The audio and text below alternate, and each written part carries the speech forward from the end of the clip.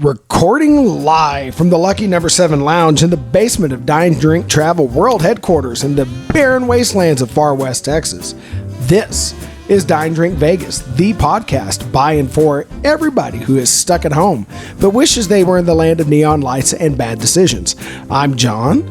I'm also known as the Baller on a Budget, and here in episode number 18, we're going to give you our best Vegas experiences looking back on 2023. We're going to give you some latest news updates of the stuff that we at least thought was interesting, and of course, we're going to get to that drink of the day. But before we can do any of those amazing things, we have to introduce the founder of Dine Drink Travel, the leader in the luxury lounge, the king of comps, the high roller of the high plains, the man who is always waiting for the limo to carry him away to his luxury resort. It's Bill. Say hi to everybody, Bill.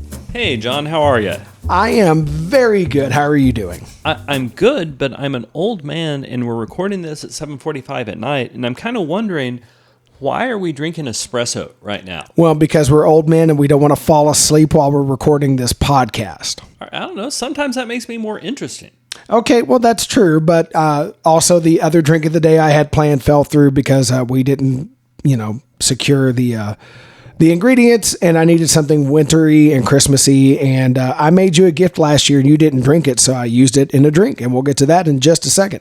Okay, then. Well, I am enjoying this. It is an Espresso Martini. John, will you tell us what you did? So a normal Espresso Martini, depending on the recipe, but generally you're going to do 2 ounces of vodka, half an ounce of Kahlua, half an ounce of simple syrup, and then you're going to shake all that. Well, I do a different spin on mine. Mine's a little bit boozier, not shocking if you know me, and actually weirdly better for you, or at least better for my old diabetic self. So with each drink, we do have the 2 ounces of vodka, and Bill, you selected the vodka and you went with... I went with Grey Goose because, oddly, that's the less nice of the 2 vodkas I have in the house, and I didn't want to use a sipping vodka if we were going to mix it with a lot of other stuff. Yeah, and normally when I do these at home for mixing vodka, because I keep one sipping vodka around, you've convinced me, I do love Chevkov for sipping.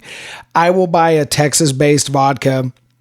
Used to be a big Tito's fan, now to be Dripping Springs. Grey Goose absolutely works for this. Then, instead of the Kahlua and simple syrup, I used a full ounce of my own homemade, it's not really a coffee liqueur. So listeners, here's what I do. I take a ton of fresh roasted coffee beans, and I sometimes roast them myself, and I did with this particular batch. Let them degas for just a day so there's not a lot of CO2 coming out. Then I throw them in a mason jar, go about 8 ounces of coffee beans to an entire fifth of rum, something 80 proof. I believe I did this with Florida Cagna 4 last year, the silver version, not the gold version, although the difference is coloring. They're not aging that thing. And then I sweetened it to taste using artificial sweetener. Now, you could use real sugar, but I wanted to cut some calories. But the point being that this is 80 proof still, because I didn't add liquid sweetener, so I'm not diluting this. Kahlua, I think, is like 15% alcohol, something like that. It's not very strong. This kicks. All right, so wait, side note. Why is it then that we all pretended that Kahlua got us so drunk in college? Because we were young and we drank way too much of it. Okay, fair. Yeah. Sorry, go ahead. And then we added a dash of some chocolate bitters. We used the Woodford Reserve because that's what you had handy. It's a very lovely bitter. Shook it like it owed us money. Strained it. Normally you would do a martini glass. You could do a Nick and Nora or a lovely coupe like you have. I actually prefer the coupe to a martini glass anyway. And there you go. Oh, and an ounce of espresso, which I almost left out. We did make a fresh ounce of espresso to go with this. So we used the coupes instead of the proper martini glass for a really important technical reason, that my coupes are dishwasher safe, and my martini glasses I would have had to hand wash, and I'm lazy, so there you go. No, but I do like the coupe glasses, and I can't believe I forgot to mention the ounce of espresso. You could use cold brew concentrate. Don't use just an ounce of leftover coffee. It needs to be stronger than drip coffee. So store-bought cold brew concentrate, you can go with that if you don't have an espresso machine. You do want to let that chill a little bit. If it's too hot, you'll melt too much of the ice in the shaker and dilute it. But between the fact that I infused this with good quality coffee beans in my rum and there's real espresso in here, this is far superior to just Kahlua and vodka, which is what a lot of people do. So is there an ounce of espresso in each drink, or is there an ounce split between our two drinks? So normally you would do an ounce in each drink. As it happens with the espresso machine on your counter, it happens to pull about a 2-ounce shot. It's not as concentrated as 2 separate 1-ounce shots, but again, because the homemade coffee liqueur packs more of a coffee kick than, Kahlua, I didn't need as much espresso to get the clarity of the coffee flavor. You definitely could do 2 1-ounce shots. You would get more caffeine and you would get a more pronounced coffee flavor.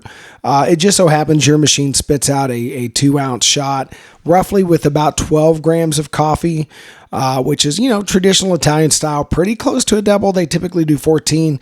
Big American coffee shops tend to do somewhere between 18 to 21 grams for a double, but that's way into the coffee weeds and the listeners probably don't care.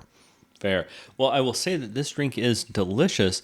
What I'm curious about is, am I still going to be awake later tonight? But that's not the worst thing in the world. And this, so normally I don't drink as many coffee flavored beverages, except for, actual coffee. This is a real hit. I enjoy this a lot. Yeah, and, coffee flavored rum is just nice to have around. It really works well. When I still had some at the house, because I'm out at home too, I actually used this to make a rum and Coke. And the coffee flavor mix with the Coke is really interesting.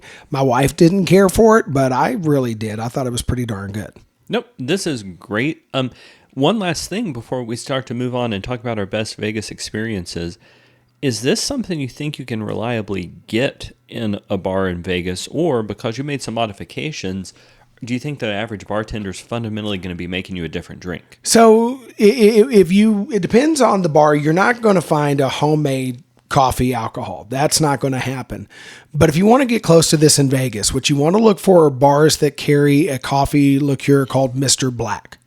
Mr. Black has a much more clear and thoughtful coffee flavor. It's similar to what I make. You can argue which one's better. I'm partial to my own homemade. But if you want to get close to this in Vegas, higher end bars will very often carry Mr. Black. And don't get me wrong, if you make this with Kahlua, it's a lovely drink. I have never had a truly bad espresso martini, but if you're doing this at a bar, what you're looking for is a bar that carries Mr. Black. And that is not that uncommon in Vegas and elsewhere in the higher end bars. They're not going to have it in the service bar at the center of lower end casinos. But if you're someplace nice, they just might have it. Excellent. Well, thank you very much. I'm enjoying my drink. All right, well, let's move on. The theme is our best Vegas experiences of the year. So we're going to trade in and out because we both have some honorable mentions, and then we'll get to our big takeaway. What was the thing we did this year that we would highly recommend to any listener that if you get the chance, you want to do it? So I'll start. My first honorable mention, and this was amazing, I stayed at the Four Seasons for free. And it wasn't free. I traded in some credit card points for it. But y'all, if you go to Vegas, particularly during the middle of the week, particularly during a slower time of the year, then your credit card points or your Hilton points or whatever kind of points you collect become unusually valuable, and you can probably get a good deal. The Four Seasons is just a beautiful hotel, and I loved how it was removed from the craziness of the casino floor, but it was also right there by the Mandalay Bay, all inside air conditioning. So you could have that experience when you wanted it, but it was quiet and y'all, it was free. I don't have Four Seasons money most of the time, and I felt like that was a real win. Yeah, and that, credit card points, we've talked about money-saving hacks before, and we definitely will again in future episodes. And keep in mind that if you want to do that, Hilton owns a lot of hotels that aren't super expensive. So it's not like you have to stay in high-end hotels to get those points. Now, granted, the more you spend, the faster you rank up the points, but... Well, and I mean, Hilton points in particular are good up at Resorts World, but no, I'm pretty sure these were American Express points, And the Four Seasons is just beautiful. Now, I think even their cheap rooms are usually going to be $400 or $500 a night. And usually if I'm going to pay that kind of money, okay, usually I'm not going to pay that kind of money, but if I was, I would do something else. But it was just beautiful. It was quiet. The bar was lovely. I would love to have that experience again.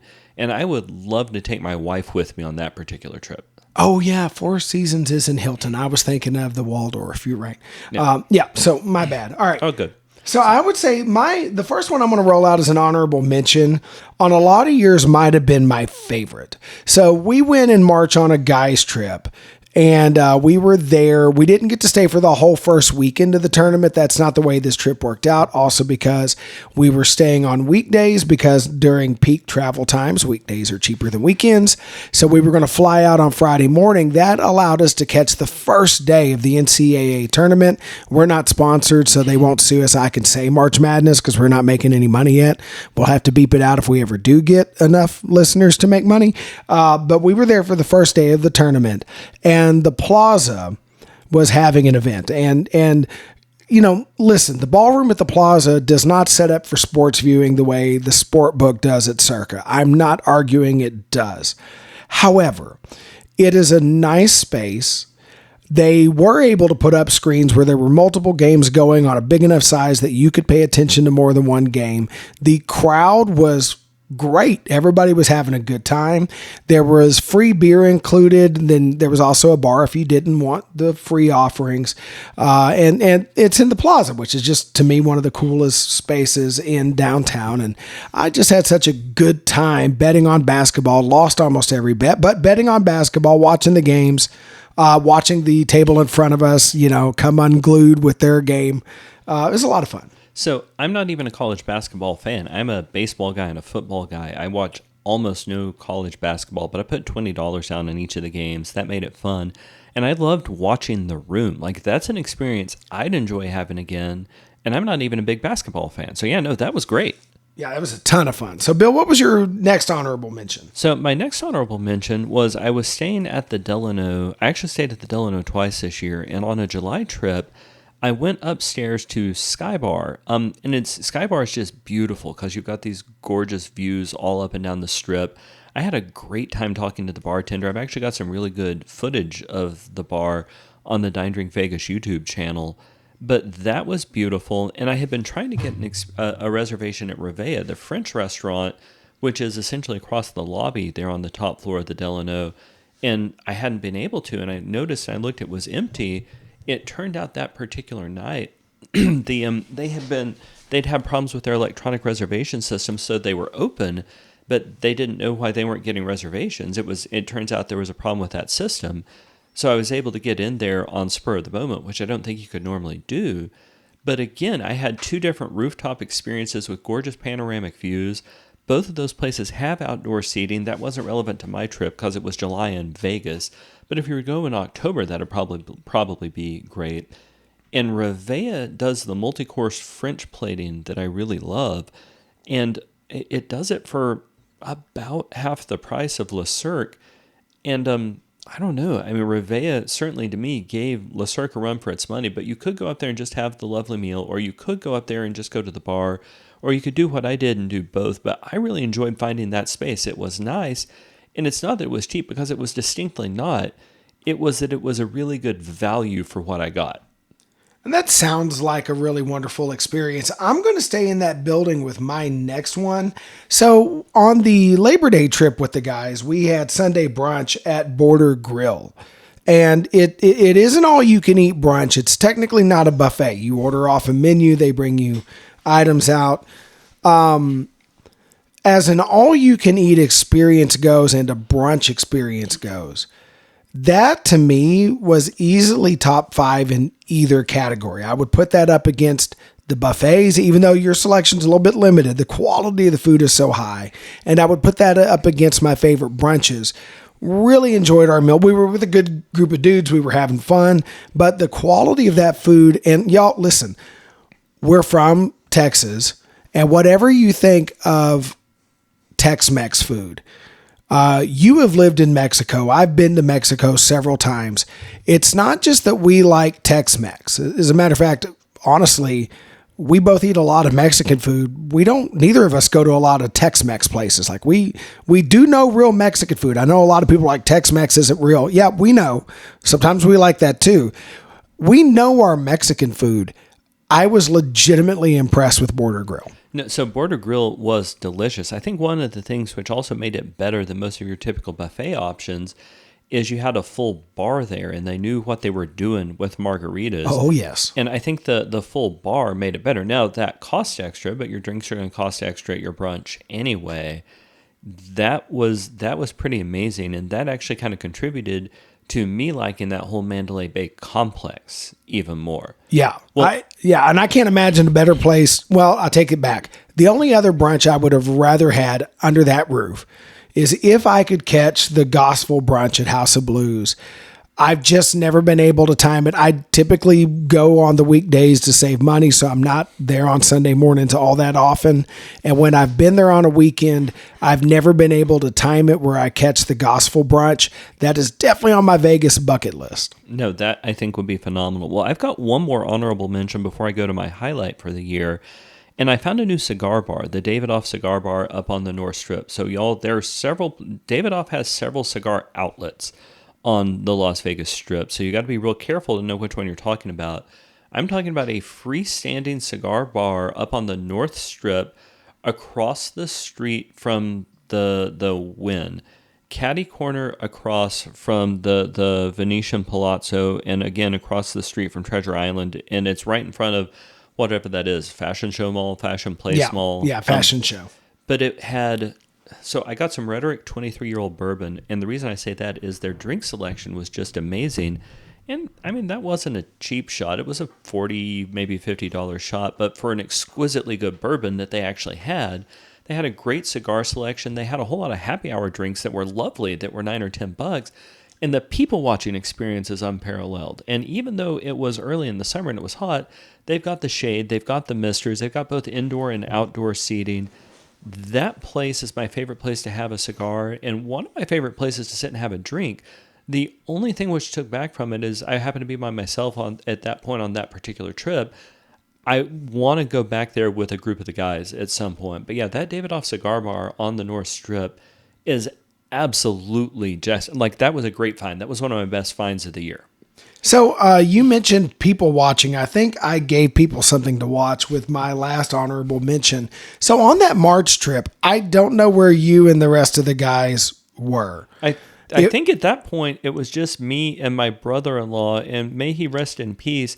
I don't think he knows where he knew where he was. I think because we were having a good time on that trip, I think you and Mark still had money to go play blackjack with.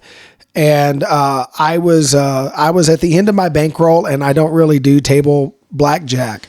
At any rate, I found myself out in front of Circa and the Golden Gate, in front of that stage by Main Street, with some band playing hair metal from the 80s, which I love, even though I no longer have hair. And it was just me and a bunch of other aging Gen Xers having sort of a head-banging mosh pity thing, and just random strangers dancing with each other. And it was just one of those weird moments that I am not a dancer, folks. I do not dance. It's not my normal thing. But I just made a complete fool of myself in front of that stage with a whole bunch of other people who were also making fools of themselves. All of us entirely too old to dance like that. But did it cost you a kidney, John? It did not, and we had a great time. It was a lot of fun, and it was kind of nice to forget that I'm an aging man. Now, the next morning, my back reminded me why I don't dance, so I did get a reminder. I was middle-aged by morning, but for a moment, and if you were out there on that March evening and you were there with gray in your hair or your beard or wherever, and you were making a fool of yourself with me, just revel in that moment, because for a moment we were young again. And you know what? That's what Vegas is for. That's especially what Fremont Street is for. I mean, that's not even the biggest fool you made of yourself. Should we tell them the story about the buffet with the We kidney? are never telling that story. I wish you would quit bringing it up. My wife is asking questions. Hush. It's a good story. No, it's a terrible story. You know that I have your wife's cell phone number, right? Yeah. No. Although that seems like a horrible cycle of mutually assured destruction. We made a vow, and if you break that vow, I will burn it down. Yeah, no. So I do regret that I wasn't there with you at that point on that trip, because I think that would have been a whole lot of fun. And that's one of the great things about Vegas is there are a whole lot of safe spaces to just say what you want to say or do what you want to do. Now, there's a line out there somewhere, but it's pretty far out there. So, John, do you mind if I talk about what my highlight experience was? By all means. So, I was sitting at Oscar's Steakhouse one night, and I think it was July. And it was a trip for the YouTube channel, getting content. So I was there by myself, and I look up, and I'm like, that guy at the table directly across from me looks a lot like Oscar Goodman. Isn't that funny? And then I have more of my drink and work up some courage and all that. And I look at the lady he's dining with, and they weren't seated face to face. They were seated next to each other. And I'm like, wow, that lady next to him looks a lot like the current mayor, Carol Goodman. Isn't that funny? And I had more of my drink, and then I was like, holy mother of martinis, I think that's the mayor's Goodman. So I, at that point, had enough liquid courage that I walked up and introduced myself. And I felt bad about doing it because once I broke the ice, the entire rest of the restaurant went up and introduced themselves because they were asking the same question I was. They were just apparently too sober to go up and ask. But they were lovely and gracious people, and I don't know. It was just, and that's not something you can recreate, right? Like it was just one of those serendipitous moments. But I am so glad I got to do that. I got to meet the OG Vegas gangsters, Oscar and Carol Goodman, and got to meet them there in their own restaurant. And that Vegas experience would be hard to top. Now, they're not gangsters; they just represented some. That is fair. And represented them quite skillfully in defense of the Constitution and doing many good things. And it was still awfully, awfully cool. And His Honor would remind you he could not have been a mob lawyer because there is no mob. Yes, sir. Whatever you say, Mr. Mayor, sir. So, John, what was your best experience in Vegas this year? So, my wife and I made a trip out over July 4th. And I was trying to find online some good place to watch fireworks when I stumbled upon the fact that you can rent a cabana for night swim at the Venus Pool at Caesar's Palace for under $200 on weeknights in the summer. And July 4th was on a weeknight. And I booked it. And then a month later, they canceled it, I think because they expected demand. And then a week later, they emailed me apologizing for the cancellation, offering to reinstate the booking, which I said yes. And my wife and I got there as soon as the pool opened. We got our cabana. We ordered a couple drinks. We swam a little bit, and we waited for the fireworks. The view of the fireworks from the pool area at Caesars is really good. You can't see the entire strip. So you're not going to be able to see the fireworks going off over some of the other casinos. However, you're looking straight up at where the fireworks are going off over Caesars itself. And the way the towers are built, the sound of those fireworks echoes back down towards the pool.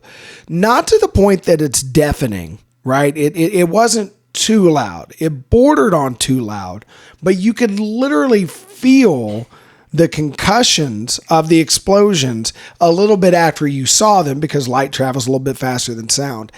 And it really was, for a couple that's been married at the time, 23, going on 24 years, we've passed that mark since then. You wonder how many more magic moments you get with the girl you fell in love with in your youth. And how do you rekindle that and find that?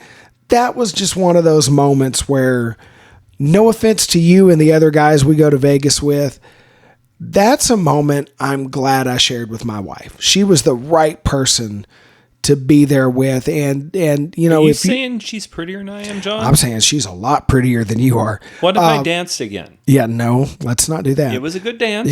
That's arguable. But the point being, if you happen to be in Vegas over July 4th, and you happen to be with your significant other, and they happen to be offering those pool cabanas that night at a price you can afford, listeners, please do yourself a favor.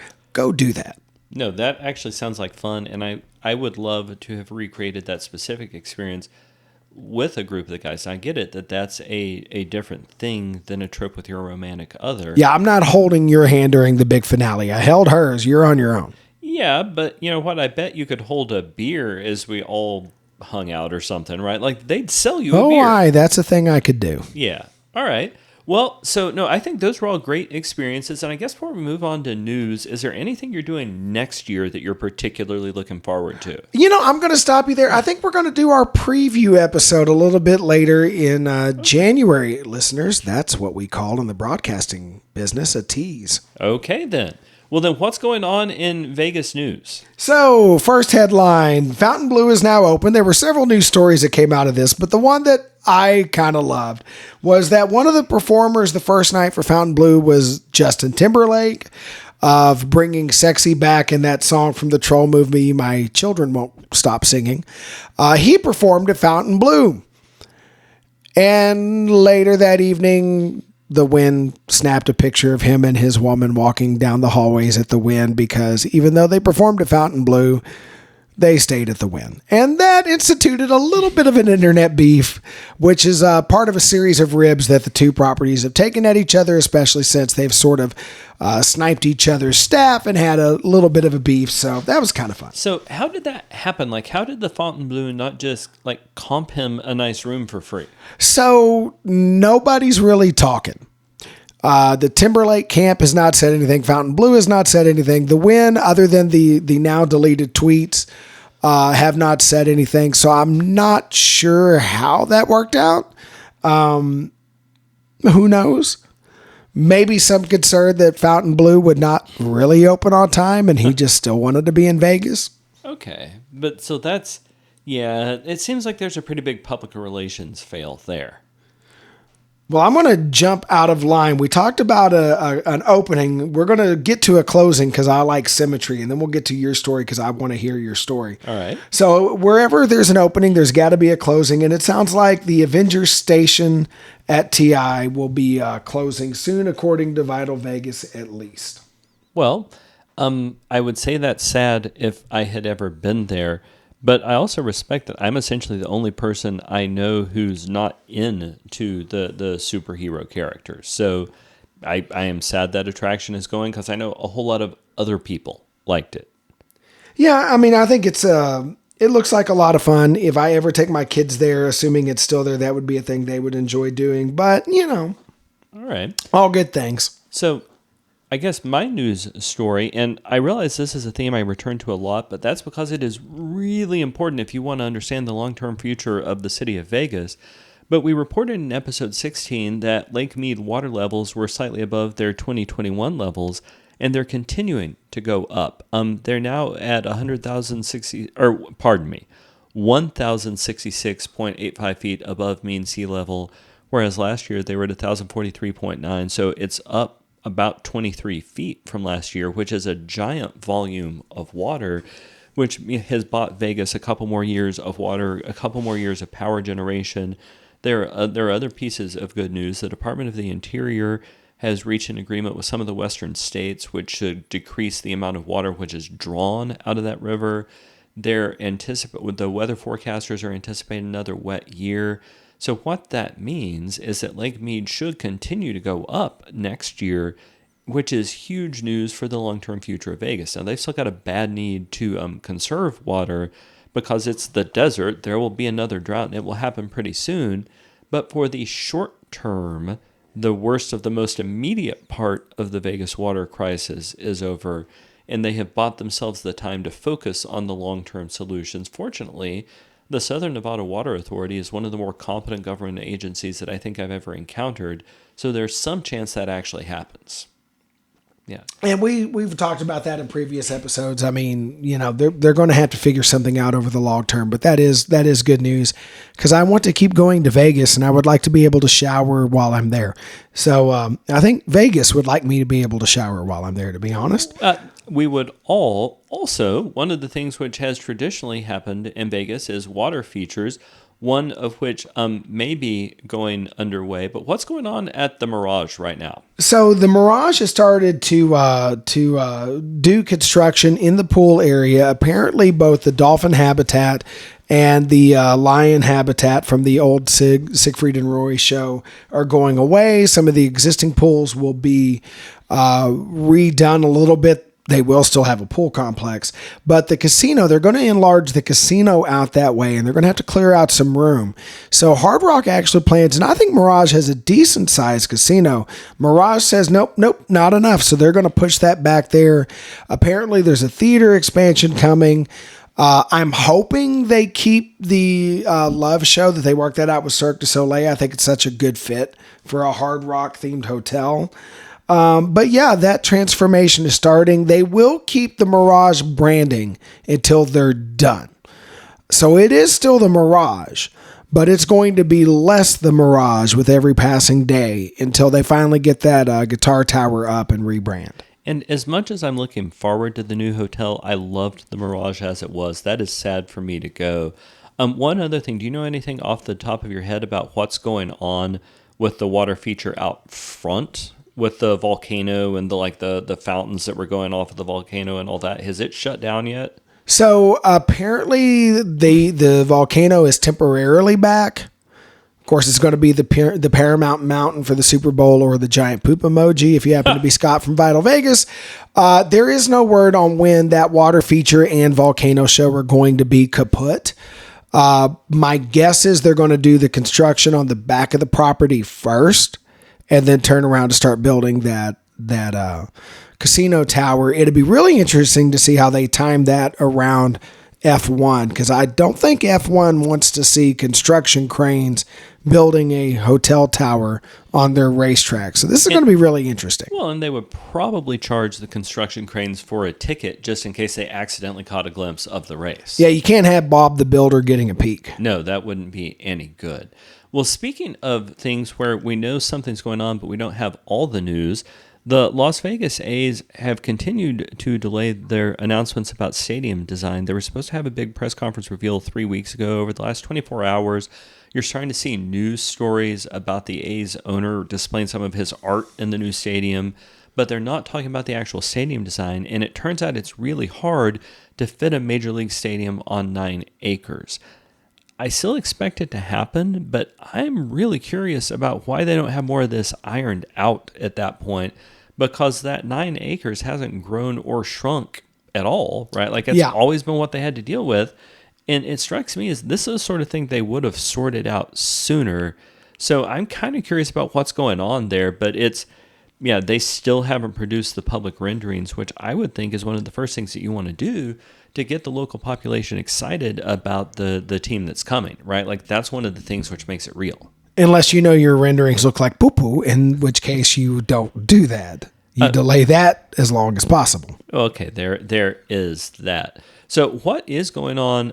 So one of the things which is going to the draws for a baseball team in Vegas is, in addition to local support, it may in a lot of ways become America's baseball team because of all the tourist traffic going on in Vegas.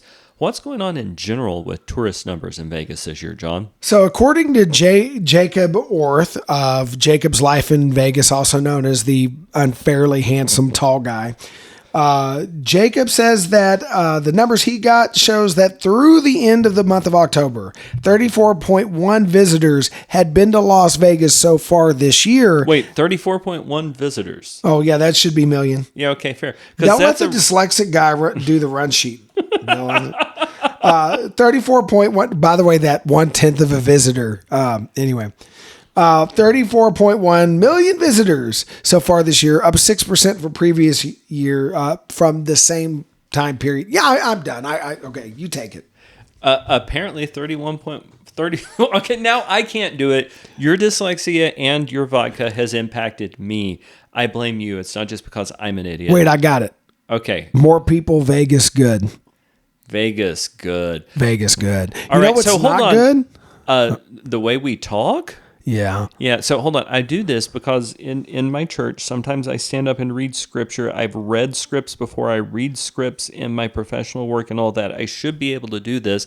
Let me see if I can read a simple sentence fragment. 34.1 million visitors hit Vegas so far in 2023, up 6% from the same point last year. I just finished a sentence. I feel like I deserve a prize. Your prize can be a bag of Doritos because they are currently advertising them in Vegas by turning the side of the Luxor pyramid into a giant Dorito. I hesitate to ask, but John, what do you mean they're turning the side of the Luxor into a giant Dorito? You know how the side of any pyramid is a triangle? I do. You know how Doritos a triangle? So, but like, did they paint it or did they put on one of those skins? I'm sure it's one of those skins or a projection, but why? Oh, no, Yeah. not good. No. All right. No. Well, then I think that is most of the rest of our news. I did want to let our listeners know that in addition to the Dine Drink Vegas YouTube channel, I have a second YouTube channel we do called Dine Drink Travel, where we have been talking about some of the last cruises we've taken. You could go to the Dine Drink Travel YouTube channel, start to look for more about the airplane trips we're taking, in particular some of the meals on American Airlines, some of our business class flights, other stuff like that. And they'll continue to be the short and focused videos that we put on Dine Drink Vegas, just on the Dine Drink Travel YouTube space. And that is a great way to keep up with us. And you never know, we might even post links to some of those videos on our many social media platforms, which are... we are on Instagram, Facebook, Twitter, and I think probably Threads at both Dine Drink Vegas and Dine Drink Travel.